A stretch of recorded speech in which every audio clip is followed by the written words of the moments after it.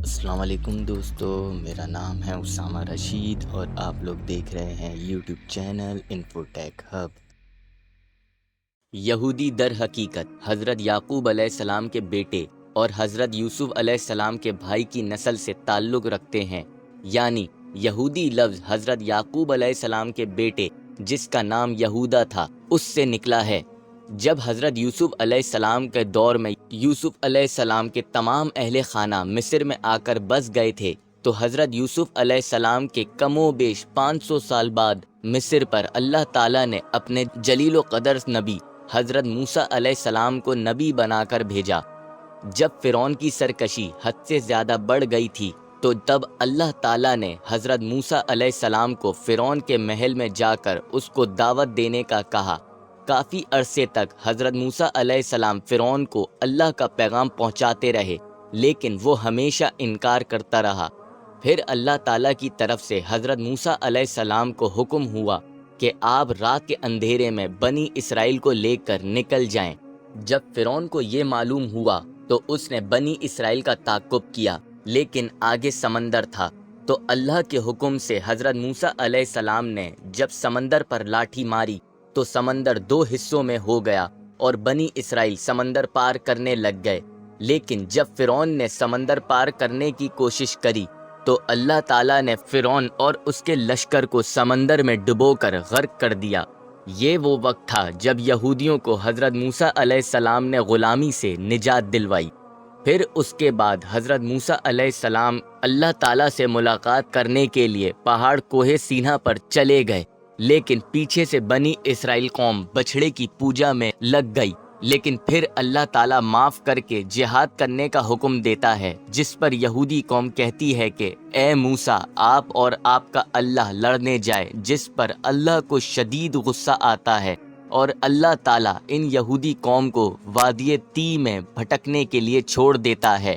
اور یہی قوم 40 سال تک اسی وادی میں بھٹکتی رہتی ہے، اور اسی دوران حضرت موسیٰ علیہ السلام کا انتقال ہو جاتا ہے۔ لیکن پھر حضرت شمویل علیہ السلام کے دور میں یہودی قوم حضرت شمویل علیہ السلام سے کہتی ہے کہ آپ ہم میں سے بادشاہ مقرر کر دیں، تو اللہ تعالیٰ کے حکم سے حضرت شمویل علیہ السلام نے طالوت کو بادشاہ مقرر کرا۔ لیکن یہودی قوم نے پھر دوبارہ اعتراض کرا، کیونکہ طالوت بنی اسرائیل سے نہیں تھے۔ جب حضرت شمویل علیہ السلام نے یہودیوں کو سمجھایا کہ یہ اللہ تعالیٰ کا حکم ہے تو آخرکار طالوت بادشاہ بن گئے۔ پھر دوبارہ ایک بار پھر اللہ تعالیٰ نے جہاد کا حکم دیا کہ جالوت سے جا کر جہاد کری جائے۔ اس لشکر میں حضرت داؤد علیہ السلام بھی شامل تھے۔ جب داؤد علیہ السلام نے جالوت کو مار گرایا تو طالوت نے اپنی بیٹی کے ساتھ حضرت داؤد علیہ السلام کا نکاح کر دیا، اور اس طرح داؤد علیہ السلام کو بادشاہت ملی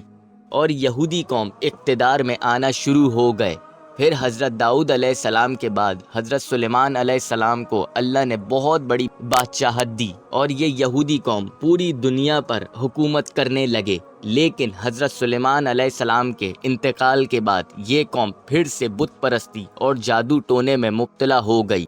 اللہ تعالیٰ نے ان پر بابل کے بادشاہ بخت نصر کی شکل میں ان پر عذاب نازل کیا، اور اس نے ان یہودیوں پر حملہ کر کے ان کا مال اسباب اور ہیکل سلیمانی لوٹ لیا، اور ان یہودی قوم کے لوگوں کو بندی اور غلام بنا کر اپنے ساتھ بابل شہر لے آیا۔ لیکن پھر اس کے بعد اللہ تعالیٰ نے اس قوم کی رہنمائی کے لیے حضرت عیسیٰ علیہ السلام کو بھیجا، لیکن اس قوم نے پھر وہی کیا جو وہ پچھلے کافی سالوں سے کرتی ہوئی آ رہی تھی، یعنی حضرت عیسیٰ علیہ السلام کو تنگ کیا اور بی بی مریم یعنی ان کی ماں پر زانی ہونے کا الزام لگایا۔ اور جب حضرت عیسیٰ علیہ السلام یہودیوں کو سیدھے راستے کی تلقین کرتے تو یہ قوم ہٹ دھرمی کا مظاہرہ کرتی، اور آخرکار اس بدبخت قوم نے حضرت عیسیٰ کے خلاف قتل کا فتویٰ جاری کر دیا۔ لیکن اللہ تعالیٰ نے حضرت عیسیٰ علیہ السلام کو آسمانوں پر زندہ اٹھا لیا، اور یہودیوں کی کتابوں میں لکھا تھا کہ آخری نبی آئیں گے۔ لیکن جب وہ آخری نبی آئے یعنی رسول اللہ صلی اللہ علیہ وسلم نے نبوت کا اعلان کیا تو اس قوم نے پھر وہی فساد برپا کیا اور وہی ہٹ درمی دکھائی کہ حضرت محمد صلی اللہ علیہ وسلم کو نبی ماننے سے انکار کر دیا۔ اس قوم کو اللہ نے کامیابی دی، اس قوم کا خیال رکھا، سب سے زیادہ نبی اسی قوم پر نازل کیے، لیکن ہر دفعہ اس قوم نے ہٹ درمی دکھائی اور شرک جیسے بدترین گناہوں میں ملوث رہی، اور آج بھی اس قوم کی وہی بدبختی قائم و دائم ہے، اور آج بھی یہ قوم پاور میں ہے تو فلسطینیوں پر ظلم ڈھا رہے ہیں جس طرح فرعون نے ان پر ڈھایا تھا، لیکن اللہ کی لاٹھی بے آواز ہے۔ ایک دن آئے گا کہ یہ یہودی قوم کا جڑ سے خاتمہ ہو جائے گا، جس طرح اس یہودی قوم کو اللہ تعالیٰ نے ایک نبی حضرت موسیٰ علیہ السلام کے ہاتھوں فرعون کے ظلم سے بچایا تھا، بالکل اسی طرح انشاءاللہ اللہ تعالیٰ ایک ہی مسلمان لیڈر کو اٹھائے گا جو حضرت امام مہدی ہوں گے، اور ان کی قیادت میں اس قوم کا ایک دن خاتمہ ہو جائے گا۔ آج یہ قوم فلسطینیوں پر ظلم ڈھا رہی ہے، اللہ تعالی ہمارے فلسطینی بھائیوں پر رحم فرمائے، آمین۔